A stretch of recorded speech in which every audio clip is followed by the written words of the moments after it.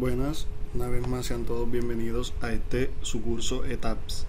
Esta es la clase número 3 donde vamos a definir el tipo de losa que vamos a utilizar. Les habla una vez más el ingeniero Jesús Manuel Contreras, ingeniero civil. Los tipos de losa que podemos utilizar en proyectos de construcción más utilizados acá en Colombia son las losas macizas en una dirección, losa nervada en una dirección, losa nervada en dos direcciones. Cada una de estas tiene un fin en especial. Más adelante vamos a detallar una a una y ver el comportamiento de estas según la normatividad. Las losas macizas son un conjunto de elementos combinados entre concreto y acero que cuentan con dos capas de refuerzo. Estas están apoyadas directamente sobre columna. Muchas veces se tiene que la dimensión de la losa es bastante discreta, pues esta va a depender directamente de la longitud de las luces. Acá observamos una losa maciza que está apoyada directamente sobre columnas, no tiene vigas. Si nosotros colocamos un punto de carga en esta parte de acá, la carga siempre va a tratar de buscar el lado más rígido y la longitud más corta. Estos se van a desplazar hacia nuestras columnas y de las columnas van a ir a la cimentación. Estas losas tienen un problema de que ellas van a fallar por cortante. ¿Por qué? Porque no hay una superficie como tal mayor a el punzonamiento que ésta está ejerciendo sobre la losa. Algo que va en contra de estas es que tienen, nuevamente les digo, el problema de punzonamiento por cortante, siendo este un estado de falla común. Una vez falla la columna por cortante, las cargas van a ser intransferibles desde la losa hacia la cimentación. Además, que si se presenta un sismo en la estructura, estas pueden colapsar, ya que no hay una unión columna-viga, sino directamente hacia la losa. Acá tenemos un ejemplo claro del comportamiento del cortante de la losa. Por eso les digo, fallas por cortante. Acá vemos una losa maciza que está apoyada directamente sobre elementos columna y tenemos el diagrama de cortantes de esta losa. ¿Por qué falla por cortante? El cortante es crítico en esta zona aquí, en esta parte de aquí y en esta parte de acá. Entonces, al ser crítico en esta zona, la columna lo que va a tratar es de empujar hacia arriba, lo cual va a fracturar la losa. En ingeniería se inventó un tipo de material o una forma como tal que pueda soportar esos cortantes. Fueron los capiteles. Los capiteles básicamente funcionan en que son un mecanismo que disminuye la falla por cortante, ya que la unión de la columna con la losa va a ser un poco más ancha. ¿Qué quiere decir? Que cuando el cortante máximo esté ejerciéndose sobre la columna, ya va a tener más superficie y esta no va a fallar por punzonamiento. Igual de este lado acá, el capitel.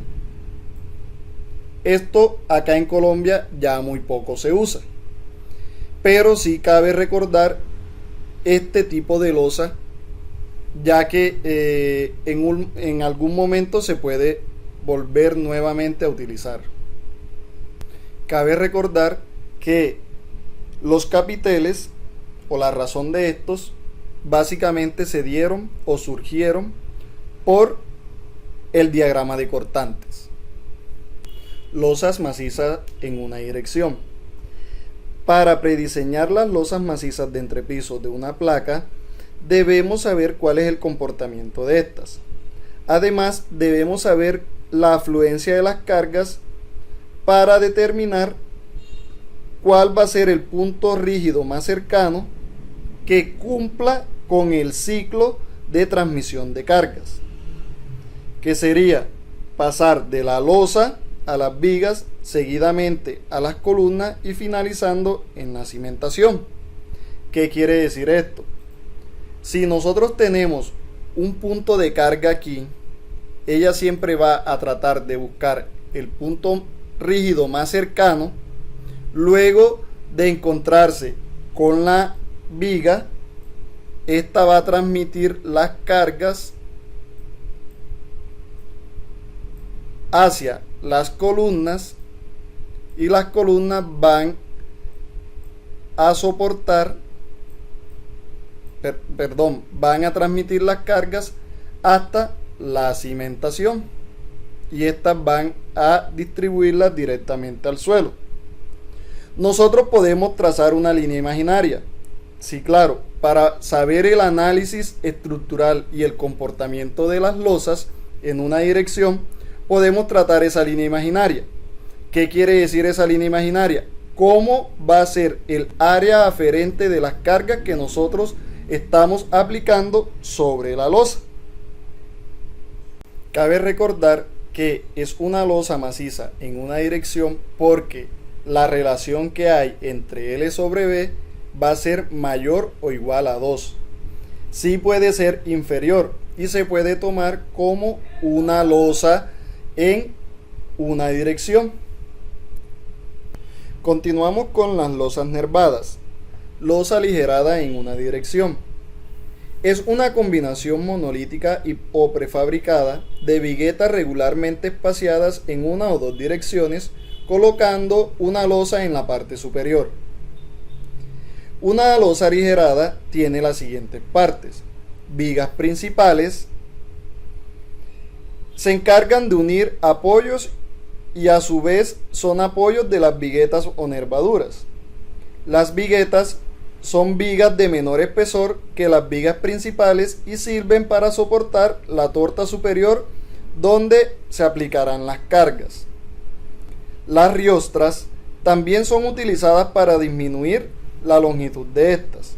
Más adelante vamos a explicar cuándo debemos utilizar una riostra. Este sistema se está usando poco, ya que en la mecánica estructural siempre queremos que los elementos que estén soportando las cargas tengan la mayor altura posible, ya que es inversamente proporcional a la deflexión de estas. O sea, que al contar con vigas con mayor peralte, vamos a tener mayor inercia. En este corte que observamos acá, vemos que estas serían el conjunto de viguetas. Esta sería la torta superior.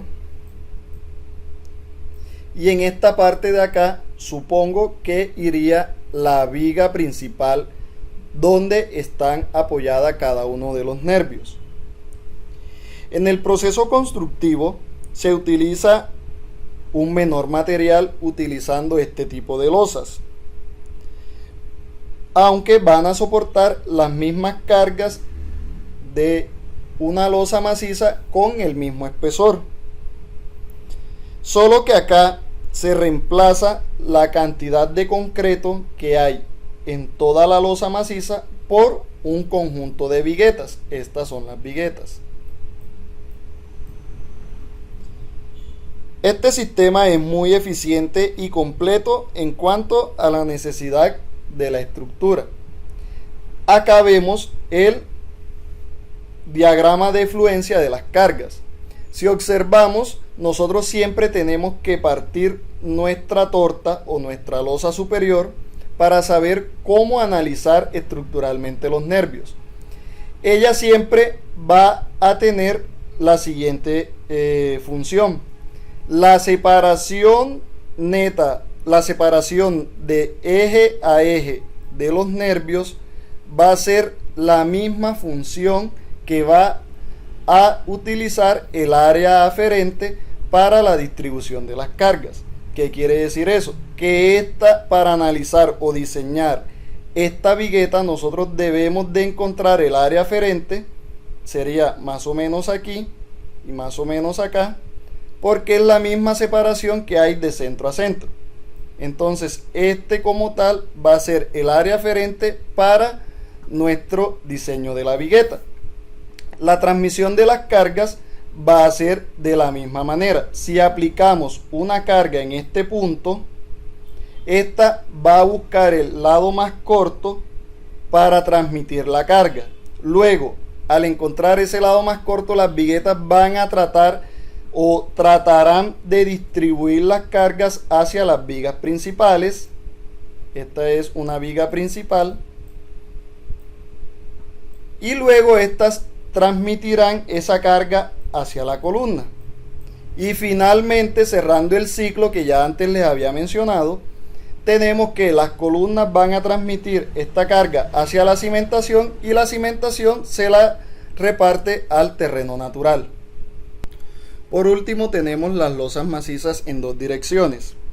Este sistema es el más eficiente porque hace uso de todas las direcciones en las que nosotros utilizamos las vigas.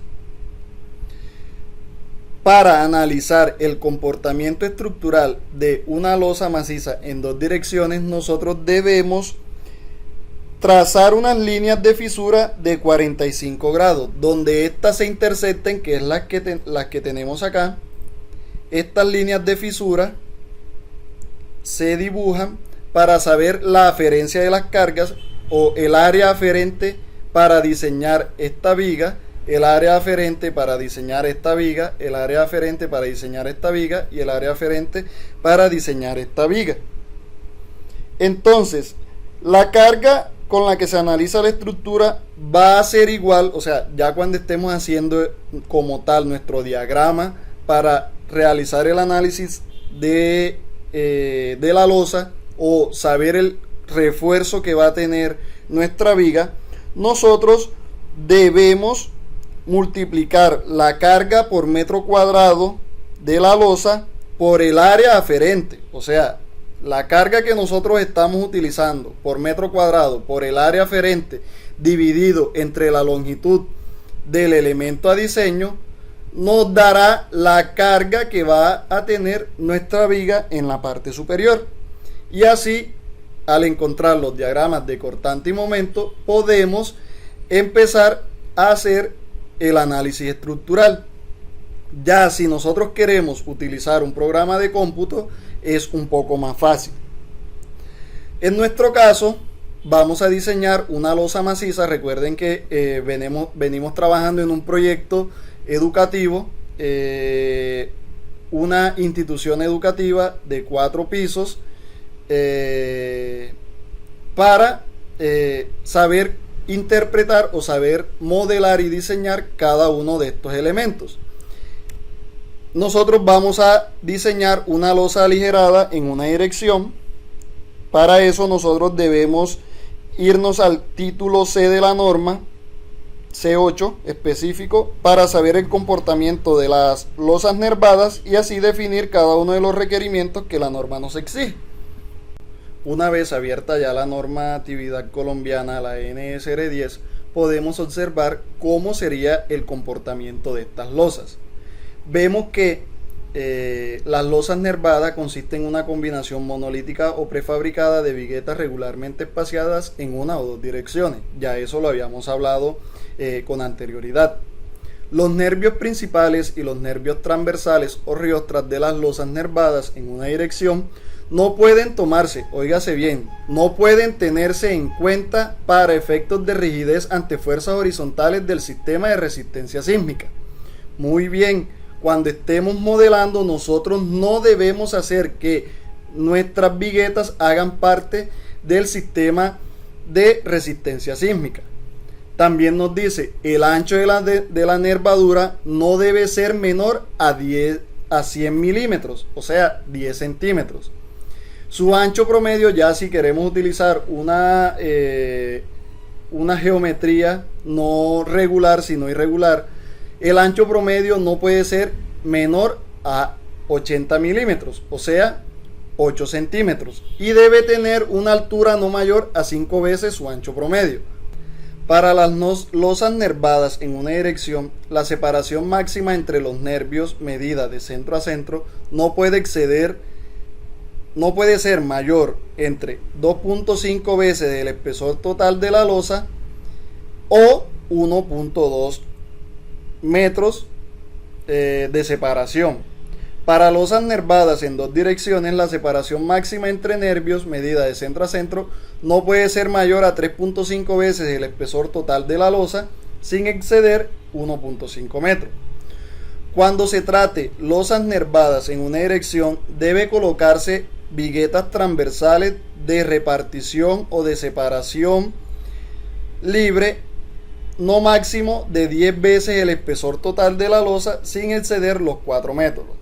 Estas viguetas transversales son las que nosotros consideramos riostras, entonces a tener muy en cuenta eso. Una vez tenido todo esto en cuenta, vamos a nuestro modelo. Recuerden que ya nosotros habíamos definido la altura de nuestra viga, era de 45 centímetros, entonces la altura de nuestro nervio tiene que ser 45 centímetros, puede ser menor, pero constructivamente hablando, nosotros podemos utilizar siempre la altura de nuestra viga principal para evitar tanta complejidad a la hora de hacer el proceso constructivo. Una vez estando en nuestro modelo, el que ya hemos venido trabajando, tenemos que definir esa vigueta. ¿Cómo lo hacemos? Nuevamente nos vamos acá donde dice Define, Section Property, Frame Section, y damos clic en agregar una nueva propiedad, o podemos utilizar una copia de esta. Vamos a agregar una copia. A esta le vamos a colocar vigueta de 10 por 45, concreto de 21 megapascales, la altura 450. Lo que vamos a modificar es el ancho 100 milímetros.